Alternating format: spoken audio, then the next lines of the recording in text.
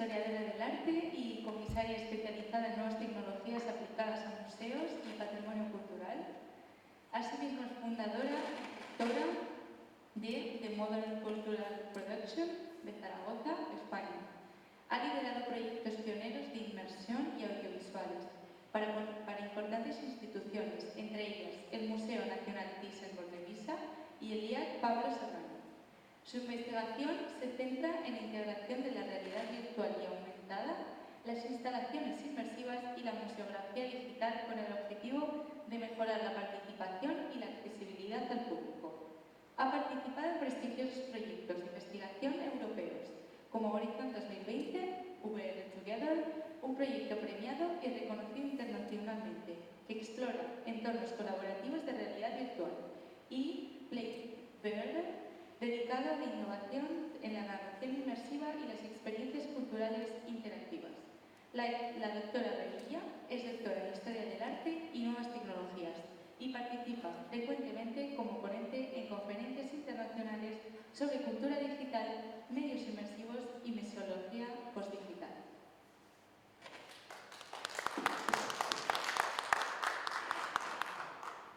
Bueno, pues muchas gracias a todos por estar aquí, justo después de la comida. Voy a hablar del museo, después del objeto, experiencias, algoritmos y la desaparición del espectador. Me voy a dirigir hacia allá, que hay más gente por esa zona. Como bien me ha presentado, mi tesis doctoral es precisamente sobre museos más inmersivos, el comportamiento del espectador y el análisis de esas experiencias. Y en eso voy a basar mi ponencia. El rato que vamos a estar hablando voy a analizar varios casos de uso y lo más importante no es el catálogo que vamos a obtener de esos casos de uso, porque hay cientos de casos y cada vez más, sino las lecciones transversales. ¿Qué pasa? Que yo a lo largo de toda mi trayectoria profesional y a lo largo de mi investigación me he ido dando cuenta de que la tecnología no es algo auxiliar, sino que es un tsunami que además está redefiniendo ya la propia esencia de la institución del museo, con lo cual estamos ya cambiando las formas de ver. Eso además lleva a que todos los análisis que he ido haciendo de la literatura que hay publicada, literatura gris, bibliografía, aparte de los casos de uso, me llevaran hacia conseguir una visión holística de lo que estaba ocurriendo, que es lo que faltaba, ¿vale? Esa es mi principal aportación. ¿Por qué? Porque necesitamos un marco teórico integrador tanto de la gestión interna como de la exhibición inmersiva como de la conservación digital. Bien, a partir de aquí hay que entender que los museos son museos híbridos y que tanto XR, entendida en todos sus fenómenos, realidad aumentada, realidad virtual, proyecciones 360, mesas táctiles, fotogrametría, nubes de puntos, porque al final todas estas tecnologías se están utilizando no solamente en el museo, sino en la investigación y en los parámetros de conservación. La propia inteligencia artificial no están dañando para nada el aura de la obra de arte, sino que lo que están haciendo es redefinir el museo. Y son el nuevo andamiaje estructural que lo va a crear. Y lo va a crear en unas bases que deben ser la sostenibilidad, la democracia y la participación. Por tanto, las nuevas tecnologías lo que hacen es reeducarnos y son interesantes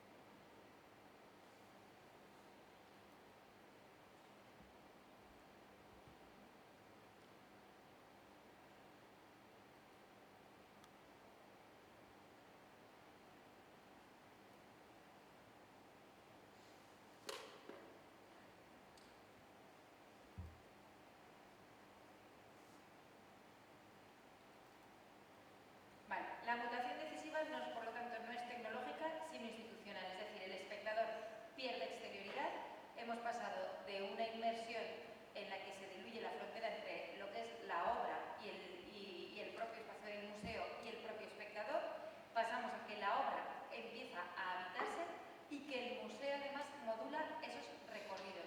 Es decir, cuando hablamos de comportamiento nos referimos a flujos, a tiempos, a atención, a interacciones y a datos. Y por eso oso decir que el espectador ha desaparecido, que no significa que sea una ausencia física, sino que estamos viendo una erosión de su posición histórica.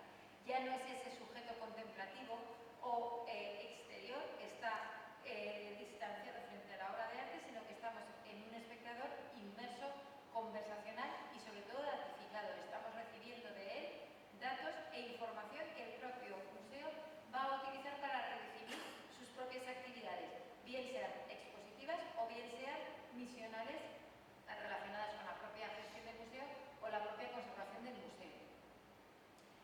Vale, no me lo estoy inventando yo, es algo que existe ya desde el 2008, hay muchas referencias bibliográficas, sobre todo las del Museo Participativo, que me vais a oír referenciar muchísimo, porque ya hay muchísimos autores que desde el 2007 hablan de ese espectador o ese visitante que es coautor, que es copartícipe y que genera sus propios recorridos dentro del museo. Y luego estamos oyendo pues desde Experiencer hasta User, cuando estamos hablando de los análisis o las métricas de la realidad virtual, casi todo el mundo habla ya como User o como Experiencer, no habla ya como espectador o visitante del museo. Este sería ese devenir de lo que está pasando, ese mirar, pasamos luego a habitar, pasamos luego a operar y pasamos luego a ser leídos, es decir, hemos estratificado nuestra posición y cada vez estamos más inmersos y de tal manera que ahora mismo estamos en un entorno, en un ecosistema del que nosotros formamos parte dentro del museo. Y para entender un poco esto, sin entrar en todo lo que, en todos los análisis que he estudiado, sí que os voy a hacer una referencia muy breve a varias cosas dentro de lo que es el marco teórico que me interesa dejar muy, muy claras. La primera sería ese museo postdigital que ya fue definido por Ross Parry y que otros autores como María Luisa Bellido Gant han vuelto a utilizar, que es que ya la tecnología es estructura del museo, es parte del ADN, genera comportamiento y cuando un visitante entra en el museo ya está condicionado por esa estrategia tecnológica que ya han adquirido las propias instituciones culturales. El museo distribuido, que es ese museo donde el edificio ya no es lo importante, esto lo han dicho autores como Proctor, por ejemplo, pero muchísimos otros también, donde ya tenemos un museo que está en la web, que está en la ciudad, que está en nuestra casa, es decir, no está solamente en el contenedor arquitectónico. El museo participativo, donde el visitante participa, es coautor y deja de ser un mero receptor, y el museo social, algo que ya el ICOM desde el 2022 ha impulsado mucho y que otros autores como Real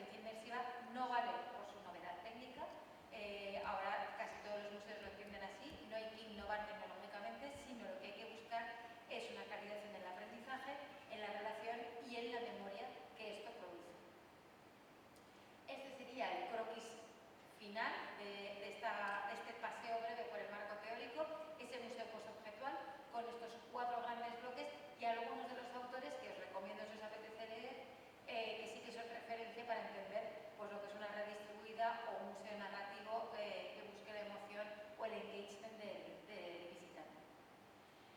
Importante también mantener la parte conversacional y la parte relacional. Esto, muchos autores como Bautista y Bálsamo han hecho muchísimo hincapié. ¿Por qué? Porque al final somos una red de relaciones y una red de conversaciones. Y el museo no es tan importante por cuanto más cosa tenga, bien sea de la colección o bien sea las tecnologías que está utilizando para mostrarla, sino la importancia está en esa red que tiene y en cómo comisaría esa red para que el visitante lo entienda. Esas relaciones, porque al final somos dispositivos, somos personas y somos obras de arte dentro de este ecosistema híbrido. Bien, esta sería la síntesis del nuevo paradigma. Es un modelo integrado en el que tenemos un espacio relacional, que es el cómo, esa eclosión entre lo que es lo físico y lo virtual, lo cerrado y lo abierto, el modelo distribuido, que sería el qué, una estructura en red disociada de los muros de la propia arquitectura del museo, y la postura ética, que sería el porqué, no olvidarnos de esa visión cultural y misional que debe de tener el museo.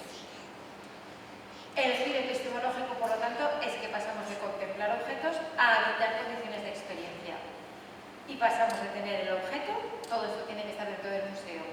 Es decir, aunque pongo 1, 2, 3 y 4, sigue manteniéndose dentro del museo y va a seguir manteniéndose, que es el objeto, el entorno, el dato y en el sistema que estamos ya ahora mismo. Estaríamos entre el 3 y el 4.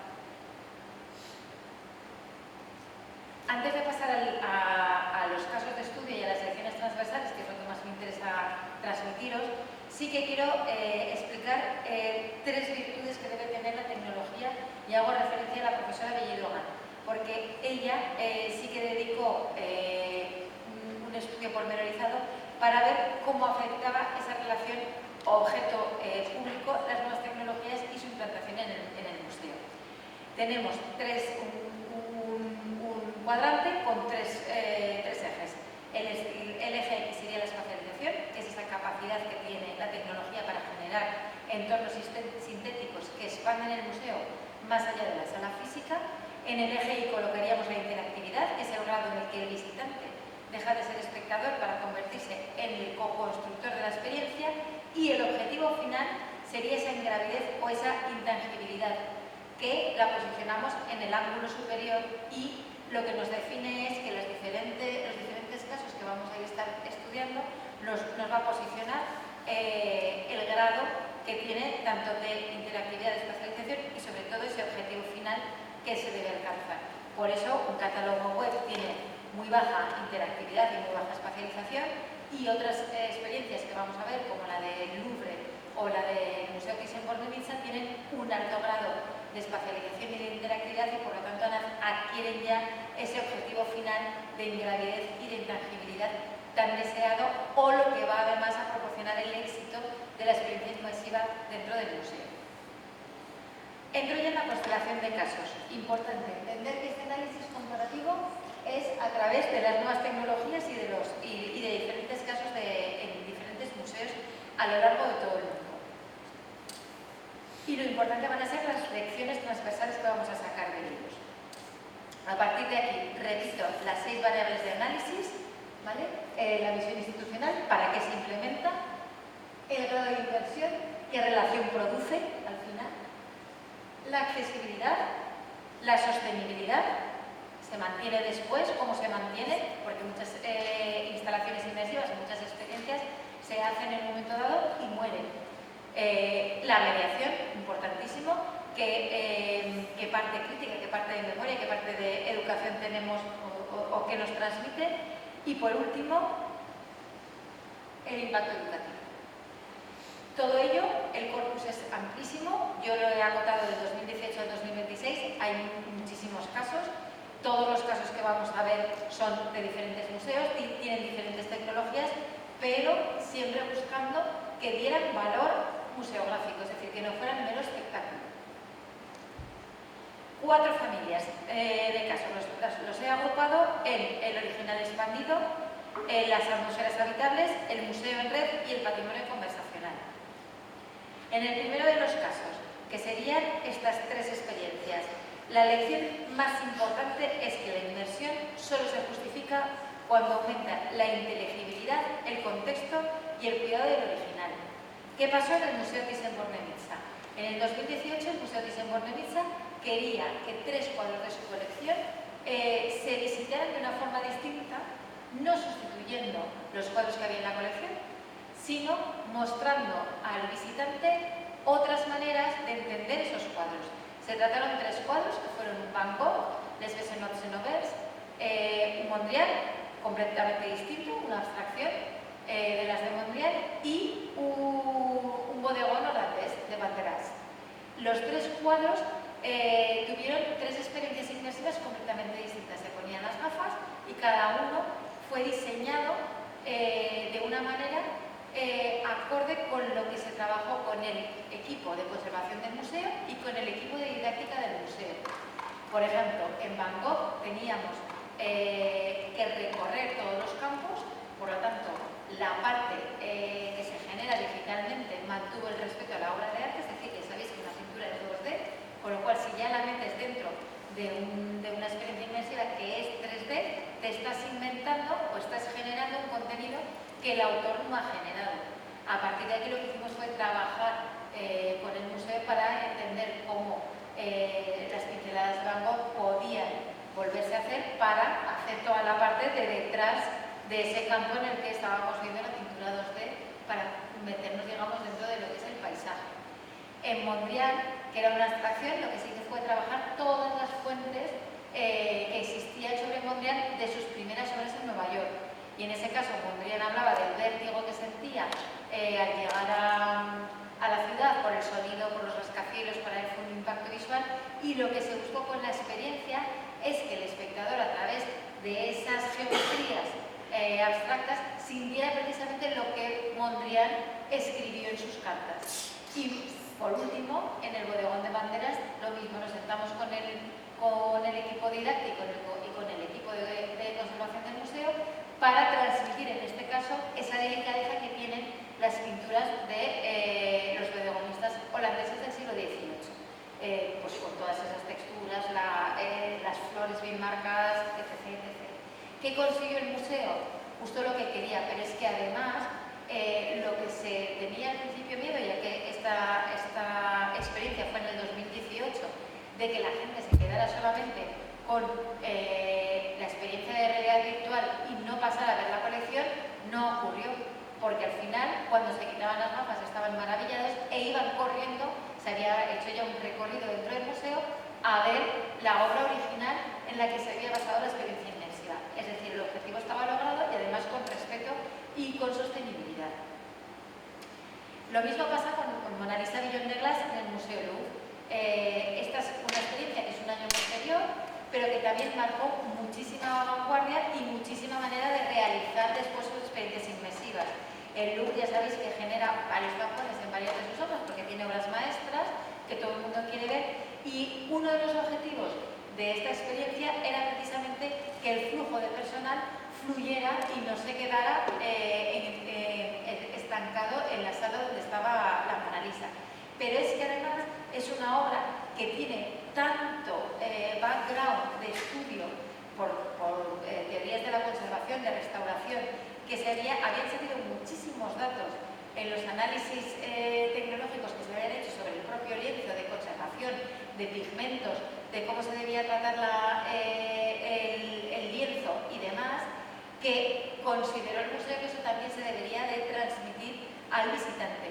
Por lo tanto, su pieza inmersiva, que se puede disfrutar en plataformas VAI, ahonda en todos estos aspectos. Otro logro conseguido con esta experiencia. Cojo también una experiencia reciente, que es Kunstsillo Lab, que es un museo que lo que ha hecho es introducir desde el 2025, o sea, de finales del 2025, de lo último. Tú entras al museo, tienes la obra y detrás tienes la experiencia inmersiva. Os he colocado una foto en la que tú puedes decidir cómo quieres ver la obra. La puedes ver el original o puedes meterte dentro de este espacio que es semiabierto y disfrutarla de otra manera. El bloque 2 serían atmósferas habitables. Estas exposiciones 360, que tan de moda están, no voy a entrar en las que sí que generan más espectáculo que rigor curatorial, pero sí que merece la pena explicarlas con detenimiento porque son una de las experiencias que más éxito consigue en el visitante, porque lo que hace es generar experiencias memorables, ¿vale? Y al final el espectador lo que busca siempre es compartir sus experiencias. La realidad virtual o la realidad aumentada, si vas con tu móvil o con tu tableta, al final lo estás viviendo tú. En estas experiencias que son proyecciones, sí que estás con tu familia, con tus amigos, es decir, esa función tan social, ese paseo social que busca siempre el museo, se consigue muy bien con estas experiencias, pero hay que tener mucho cuidado en no caer en la banalización. Para mí uno de los ejemplos fundamentales es Goya sin límites, donde se trataban las pinturas negras de Goya.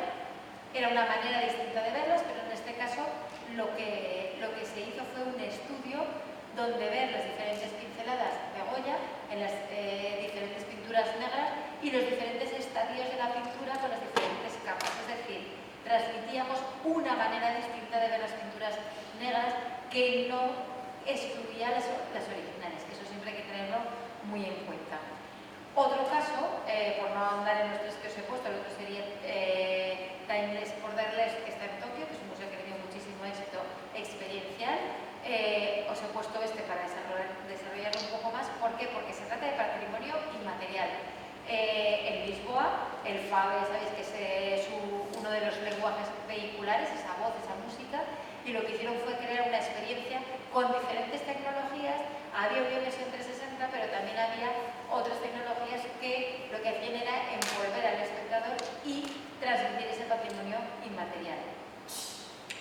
El museo distribuido, ese museo que decimos que sale, que se expande de los muros, pues estos cuatro casos.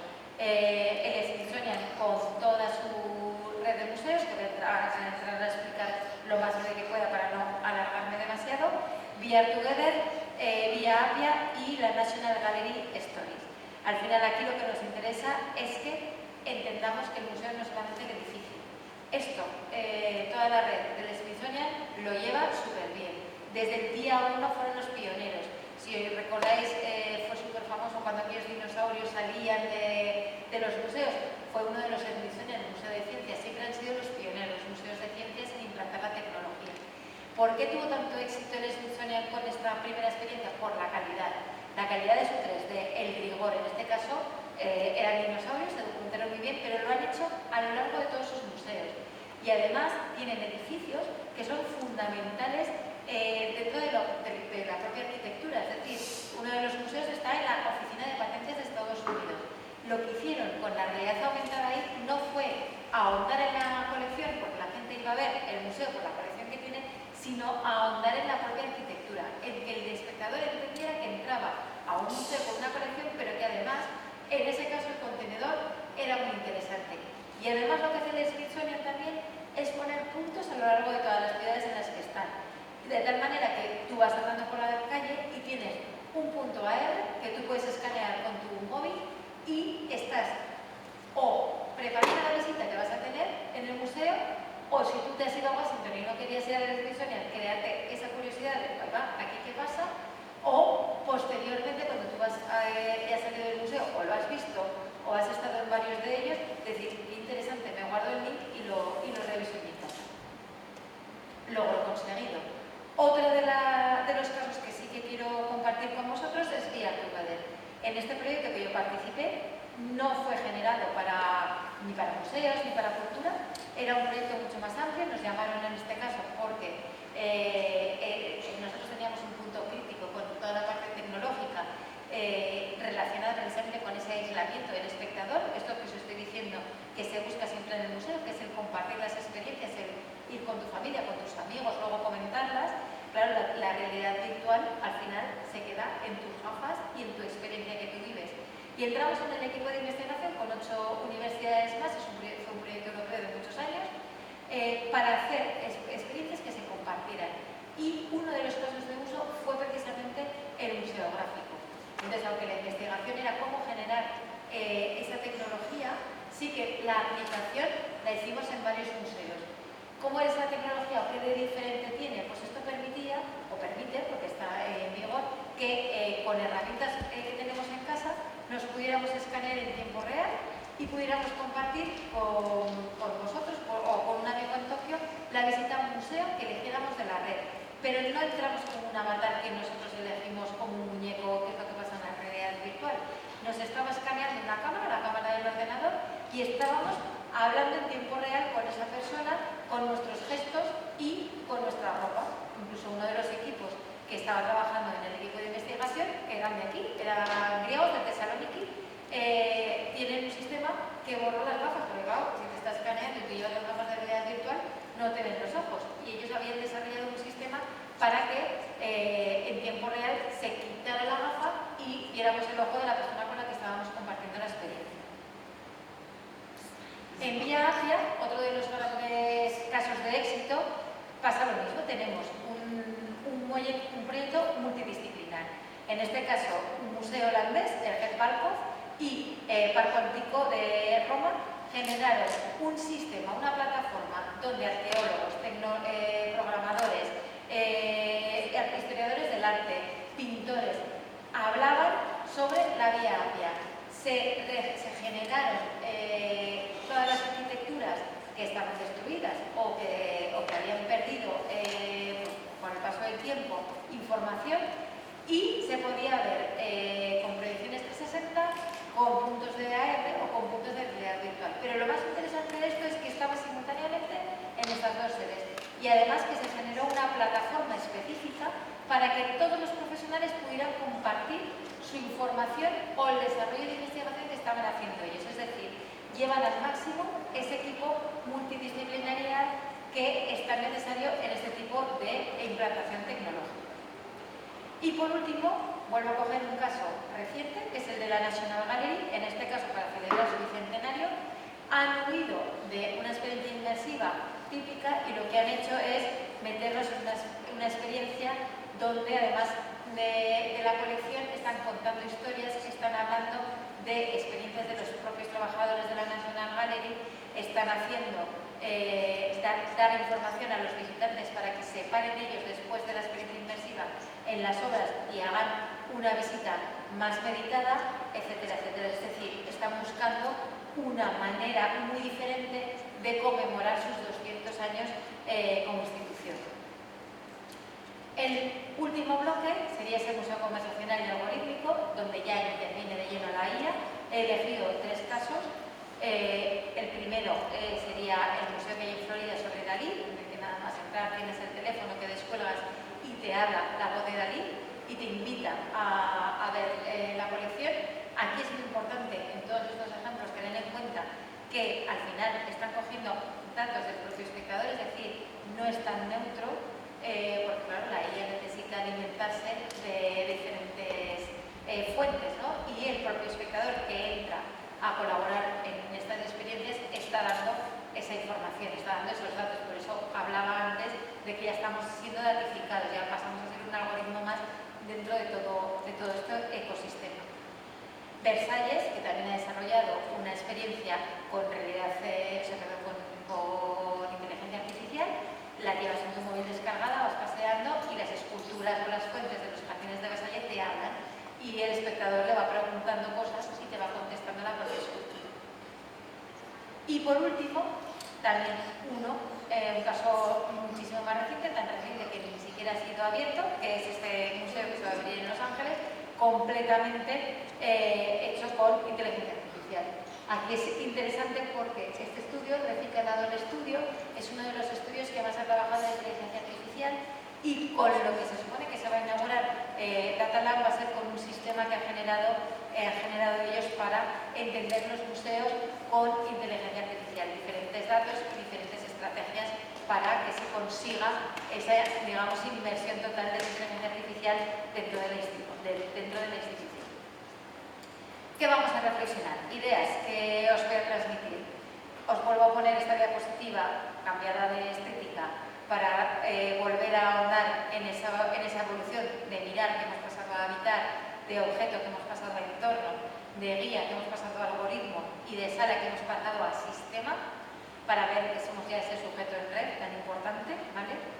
Hay que tener muy claro que para no caer en la tecnofilia no debemos equivocarnos con que la fascinación no equivale a aprendizaje, hay que buscar siempre experiencias que transmitan, que la escala no equivale a sostenibilidad. Lo he nombrado en algunas de las experiencias que he dicho, o sea, han tenido éxito y otras no tienen éxito porque no continúan, y que la personalización no equivale a neutralidad, ¿vale? Lo acabo de decir sobre todo con la IA.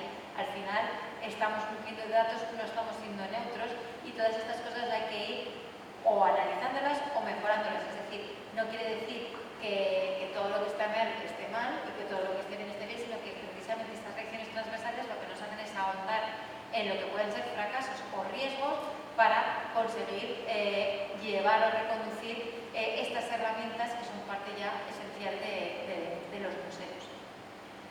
Por lo tanto, la innovación solo genera valor cuando es institucionalmente coherente, socialmente accesible, económicamente sostenible y éticamente gobernada, ¿vale? Hay que tener en cuenta, y el museo debe tener en cuenta, todo el gasto que implica, energético, de mantenimiento. Al final estamos hablando de que son equipos tecnológicos caros, personal que lo desarrolla caro, y todo eso hay que mantenerlo.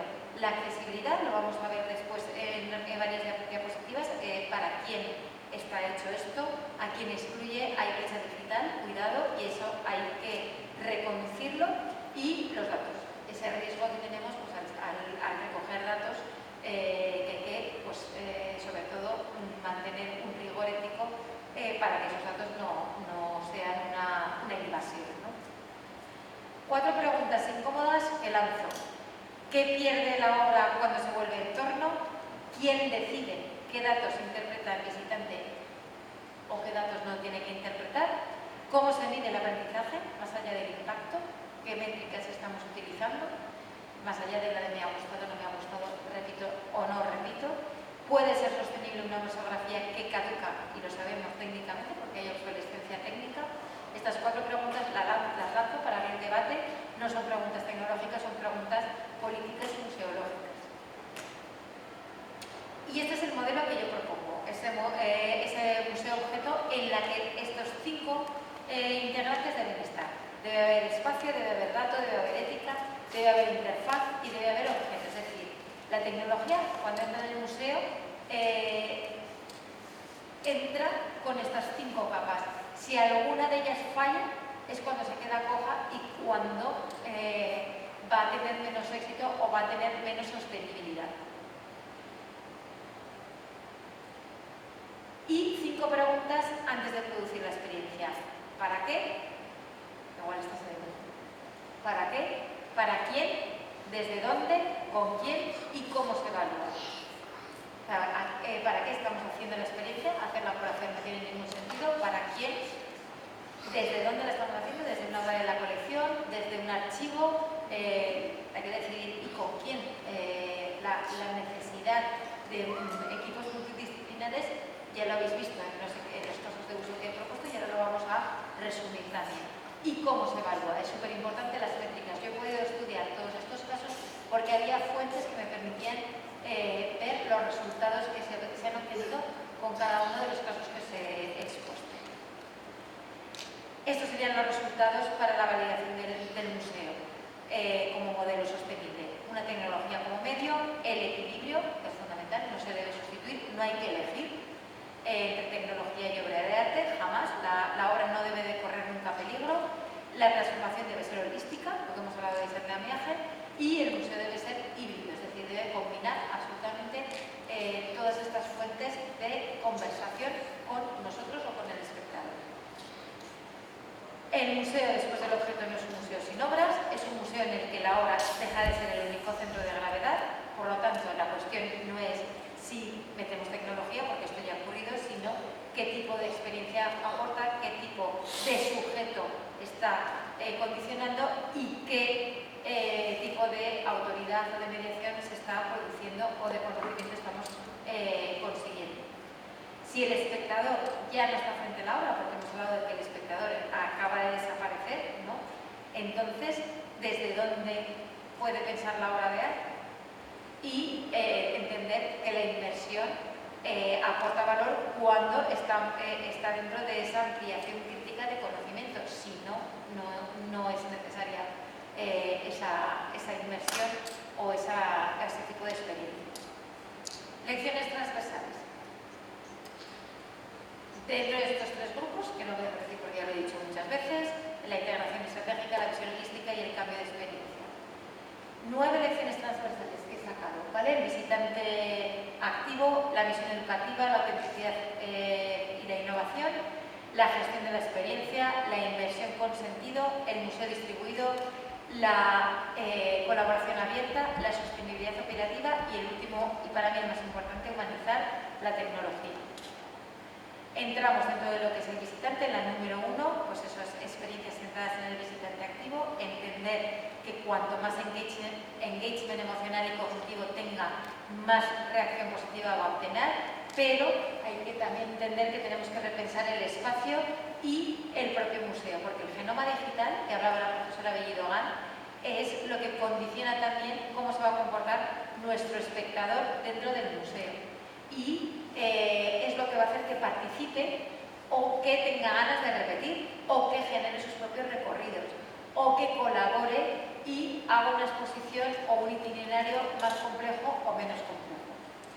La 2, la misión educativa y cultural. Todas las experiencias que os he transmitido tuvieron éxito porque se relacionaron con los equipos de curaduría, de conservación y de didáctica de los museos.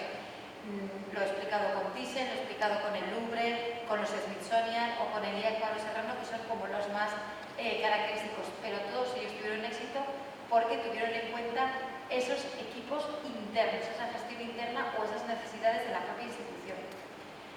Tener en cuenta estas tres prácticas, estos tres códigos de buenas prácticas, es decir, nunca se debe reemplazar la obra de arte.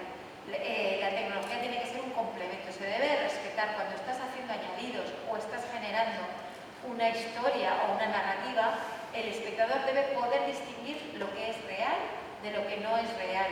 Si estamos hablando, lo he ejemplificado con Thyssen-Bornemisza, pero imaginaos otro caso, si estamos contando una historia, que el espectador sepa de dónde nace esa historia o qué fuentes están contando, como ha hecho la National Gallery con su bicentenario. Esto parte de aquí y te cuento una historia para que ahondes en la parte importante del museo, pero que entiendas lo que te estoy ficcionando de lo que es real, pertenece a los archivos de las colecciones. La respuesta del público y la gestión de la experiencia. Hay una brecha digital, está claro, se ha demostrado en casi todas ellas, la gente joven, los críos enseguida tienen las tecnologías, pero hay una necesidad de alfabetización en la gente adulta, en la gente mayor.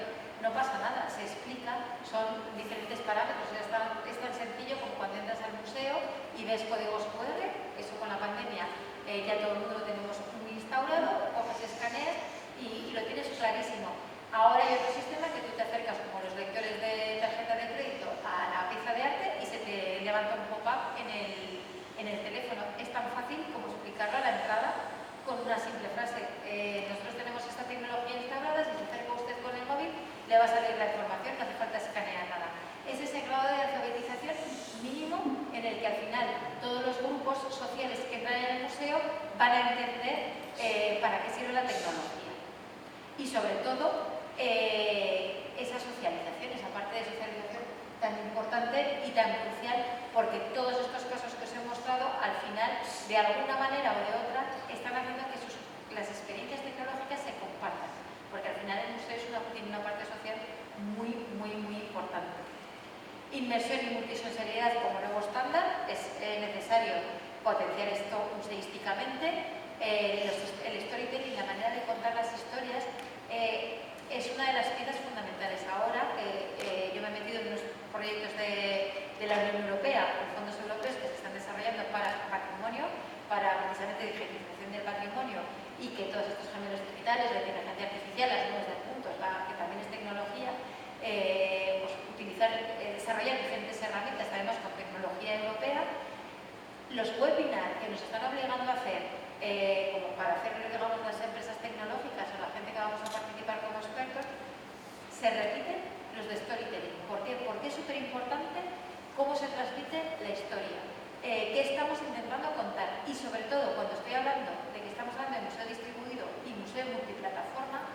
entender que las tecnologías no es contar lo mismo con una herramienta distinta, no, es contar diferentes cosas con diferentes herramientas.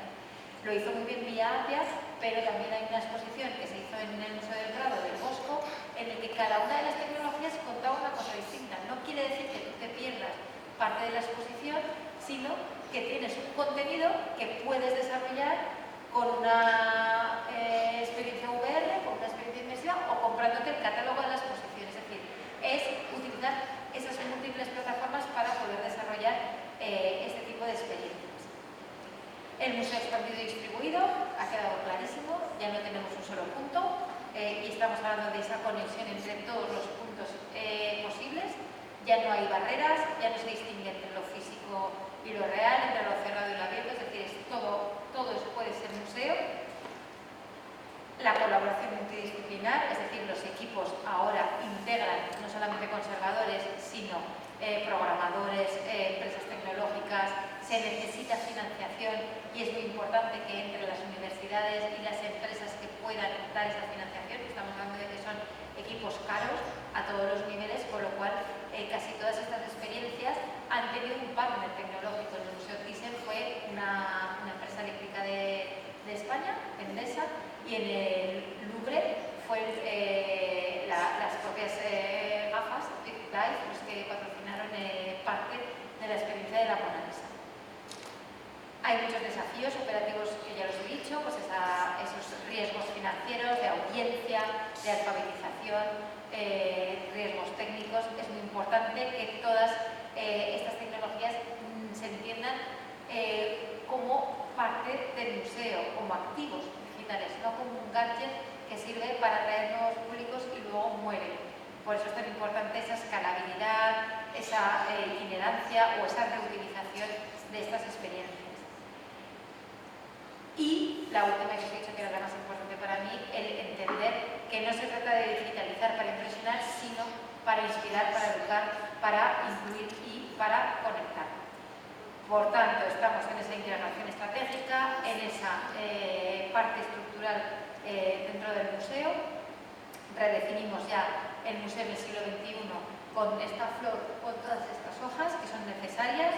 Hay que entender que estamos hablando de algo integrado, es decir, el grado de integración debe ser único para la inmersión, para la sostenibilidad y para la propia museografía. Hay que entender que se complementa con la tecnología, que nos propone repensar y autentificar diferentes auditorías y que potencia cosas que de otra manera no podríamos potenciar.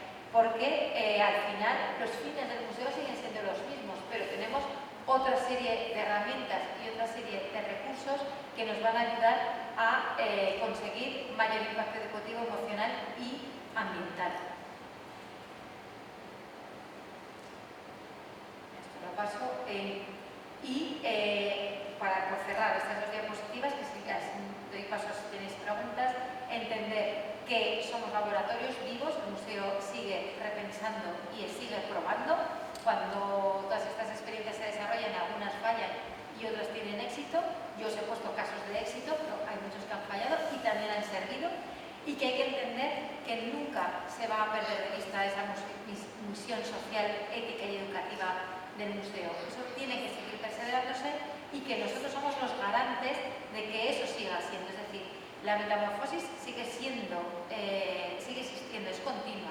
Y la transformación digital no es el destino, sino que es ese proceso de evolución consciente. Es decir, el genoma digital del museo es el mapa y nuestra labor es guiar su desarrollo con rigor, con ética y con creatividad. Y ahora, si queréis, respondo preguntas o debatimos sobre alguna de las cosas que os haya parecido interesante.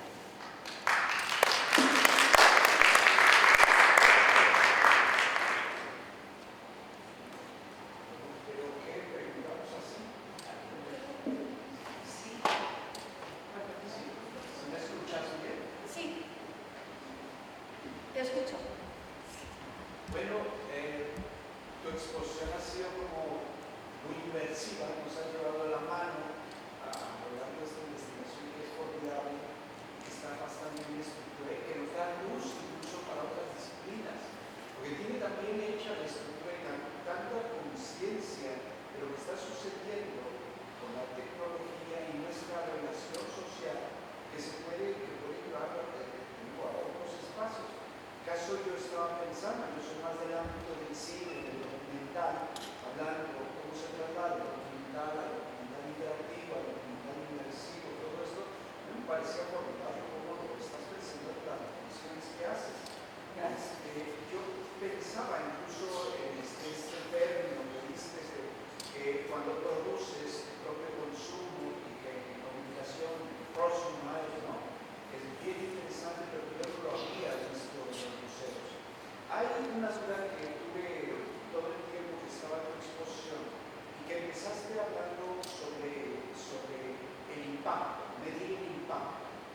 mencionaste un impacto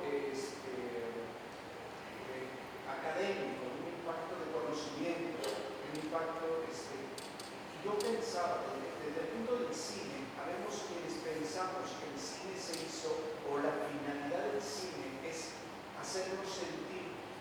Pienso que el arte, por supuesto, y el arte de discusión tiene que ver con eso también, hacernos sentir. ¿Cómo se mide la emoción, el sentimiento en proyectos como estos? Claro, ahí está la dificultad, es una de las métricas más difíciles de medir.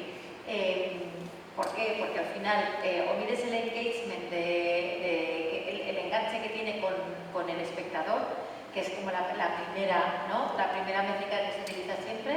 Si se ha quedado, ¿no? Lo de los 5 primeros minutos y ya consigas que se enganche en los 5 primeros minutos, se mantiene. O si repite, pero ahora en los equipos de investigación que estamos trabajando toda esta parte, sí que estamos buscando la generación de algún algoritmo que nos permita ver cómo el espectador sí que disfruta de estas experiencias, porque al final, claro, en cine pasa igual.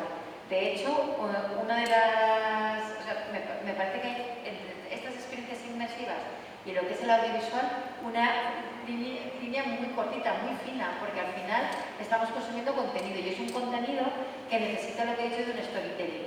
Al final, ¿cómo es alfabetizado el público?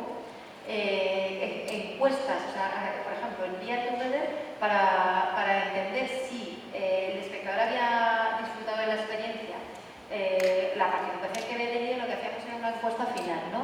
Y esa encuesta final, lo que hacíamos era unas métricas basadas en diferentes aspectos según el grupo, o sea, muy específicas, según el grupo social en que nos habíamos centrado. Como lo hicimos en ese caso con, digamos, el partner que estaba desarrollando todas esas métricas, era la Universidad de Ámsterdam, el Centro Informático de Ámsterdam, CWI. Claro, sus métricas y sus algoritmos eran muy específicos, pues porque lo que se hizo fueron encuestas muy específicas para el tipo de espectador que estaba en ese momento probando la experiencia. Con grupos sociales muy estratificados, pues de 25 a 35 años, y ver el tiempo que permanecían, ver qué es lo que, después de la experiencia, qué es lo que se le había quedado. Claro, son encuestas específicas basadas en grupos sociales, en grupos educacionales, en grupos de edad. Es complicado, porque además los museos, claro, esto estamos hablando de estudios, que tienes tu tiempo para la investigación, pero un museo que recibe gran cantidad de espectadores se convierte en algo, no quiero decir subjetivo, pero al final sí, porque muchas veces tu visita no está condicionada por si te gusta o no te gusta, está condicionada por el tiempo que tienes o lo que has visto antes. Si justo te has vivido una experiencia inmersiva que te está repitiendo algo que has visto antes, desconectas y por muy bien que esté, nunca vas a saber si esa métrica que te ha puesto para medir era viable o ha sido validada, porque no es complicado y está muy en la frontera de lo que dices tú con el audiovisual y con el documental. Desde el momento, ¿qué métricas son las que mejor funcionan? Las encuestas. El grado de estacionamiento del espectador dentro de la experiencia y la valoración final que da en una escala de 1 al 10, pero con 5 preguntas como muy básicas de acuerdo con eso. Por ejemplo, en las de patrimonio material van centradas a ¿has entendido qué es el fado? ¿O has entendido qué es la Jota aragonesa?